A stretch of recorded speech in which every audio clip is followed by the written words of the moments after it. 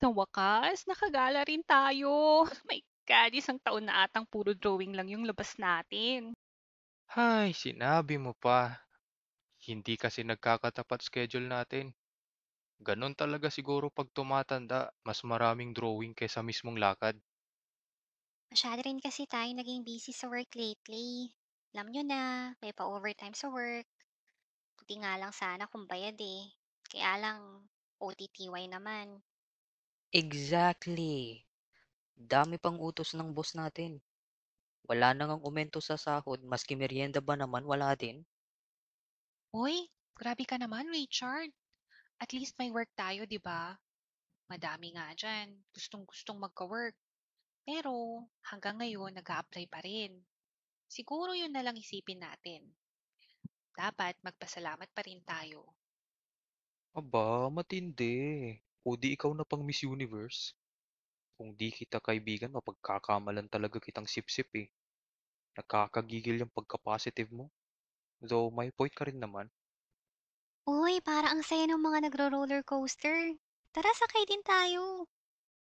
Tara, Tuwang-tuwang ang sumakay sa roller coaster at iba't ibang mga rides ang magkakaibigan na Emily, Eric, Candy at Richard. Grabe, pagod na ako. Nasakyan na ata natin lahat ng rides dito sa Carnival eh. Tignan nyo, oh, may haunted house sa dulo ng kalsada. bahay ng lugim. Ay, sus, ang corny. Pero in fairness, nakakatakot yung vibes. Galing nung gumawa.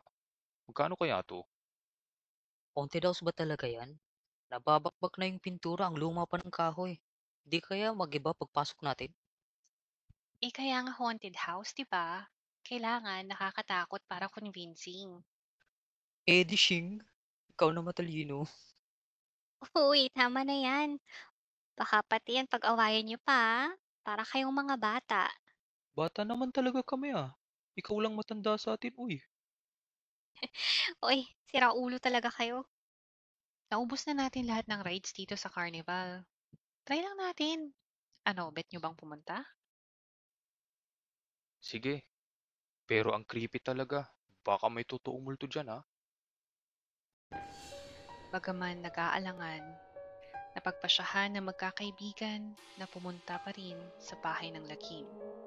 Napansin nila na walang ibang taong naroroon, na walang taong sumalubong sa kanila.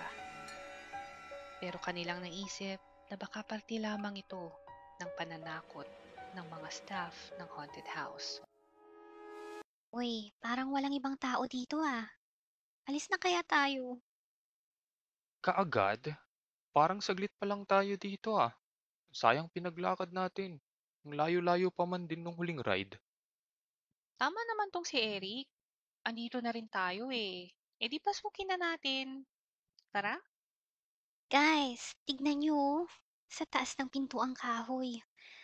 Parang, parang may mga nakaukit na simbolo. Oo nga, parang nakabilog na star na may mga simbolong ewan. Pangkulto yata yan eh. Di ba parang ganyan yung mga nasa horror movies? Natatakot na talaga ako. Tara na, alis na tayo. Sige na. Eh baka naman props lang kasi yan. Siguro nilagyan talaga nila ng ganyan para magmukhang makatotohanan tong haunted house. Tingnan muna natin kung ano yung nasa loob. Aalis na sanang magkakaibigan. Ngunit pinuksan ni Emily ang pintuan at humakbang papasok. Sunod-sunod na ring pumasok ang magkakaibigan, bagamat natatakot. Agad na bumati sa kanila ang malamig na hangin na labis nilang ipinagtaka dahil mainit naman kanina bago sila pumasok. Intense, may aircon yung haunted house. Guys, umalis na tayo habang may panahon pa. May mali talaga sa lugar na to. Masyado naman kayong matatakutin. Tingnan muna natin yung mga kwarto kung anong meron. Anong tignan eh ang dilim?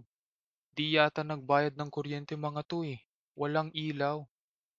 Emily. Sino yun? Ha? Bakit? May bumulong ng pangalan ko ngayon lang. Sino sa inyo yun? Bulong? Parang wala naman akong narinig. Kayo pinagtitipan niyo ata ako eh.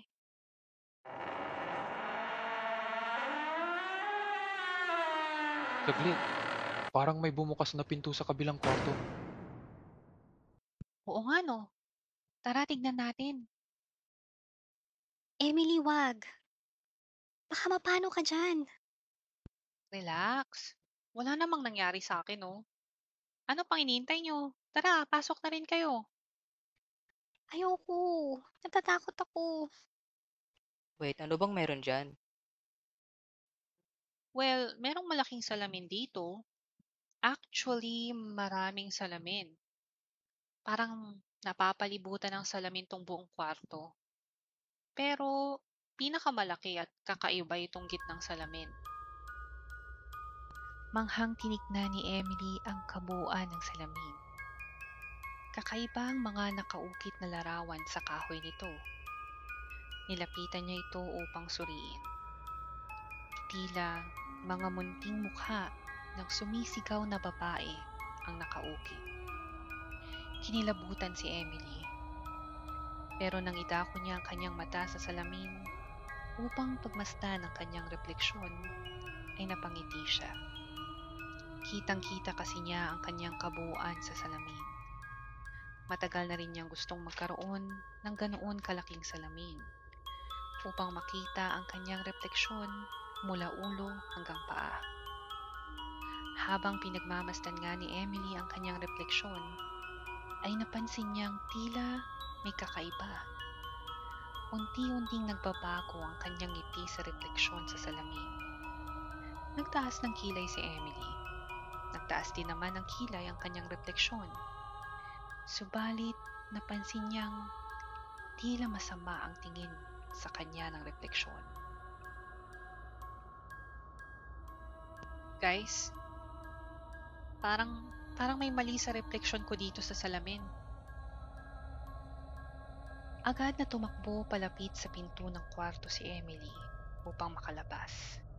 Subalit bago pa marating ni Emily ang pintuan, ay bigla nitong nagsara. Nagkagulo ang mga kaibigan ni Emily. Pilit nilang sinubukang buksan ang pintuan. Please, buksan niyo tong pinto.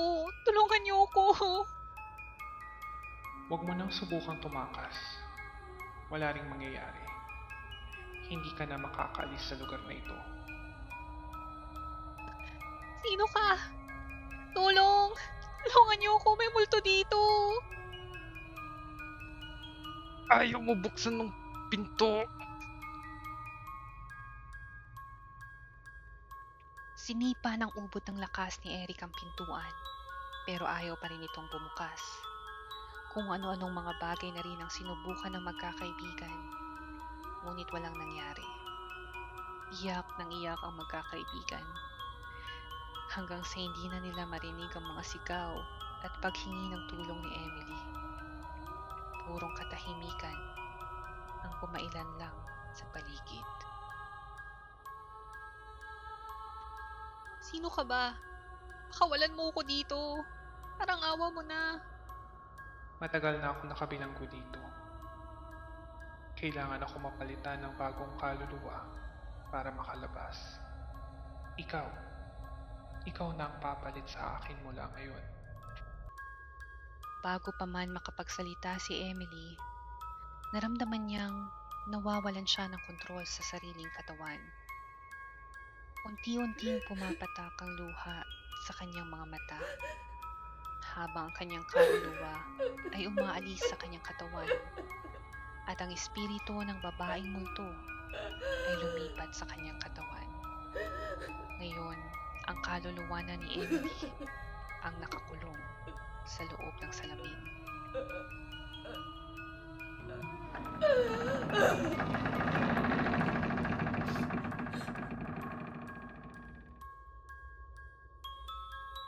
Nagulat ang magkakaibigan nang bigla ang bumukas ang pintuan. Agad nga nilang tinungo ang kaibigan na ngayon ay nakahando sa isa sahig. Pinuhat ni Eric ang katawan ni Emily palabas ng kwarto. Wala silang kaalam-alam na ang kaluluwa ng tunay na Emily ay naiwan sa salamin.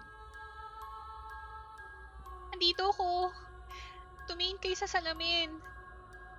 Pakawalan niyo ako! Bago sila tuluyang mawala sa paningin ni Emily, ay nasilayan pa niya ang nakakatakot na pagngiti sa kanya na multo ngayon ay nasa katawan niya.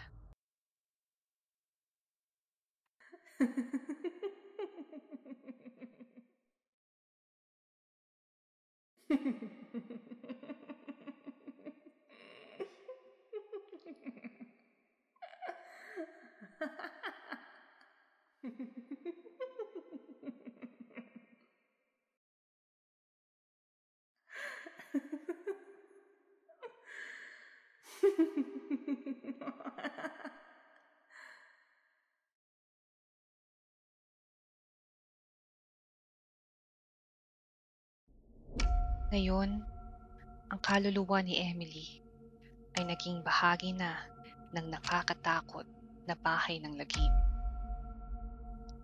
Araw-araw niyang binabantayan ang mga pumapasok, naghahanap ng bagong biktima na maaaring pumalit sa kanya. Ang bahay ng lagim ay hindi bahagi ng amusement park, ngunit isang patibong ng mga kaluluwang nagdurusa, naghihintay ng kanilang pagkakataon na makalaya.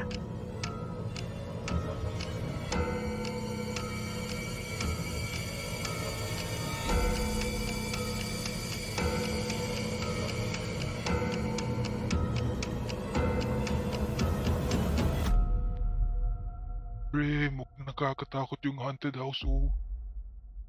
Duwag naman ito, tara, subukan natin.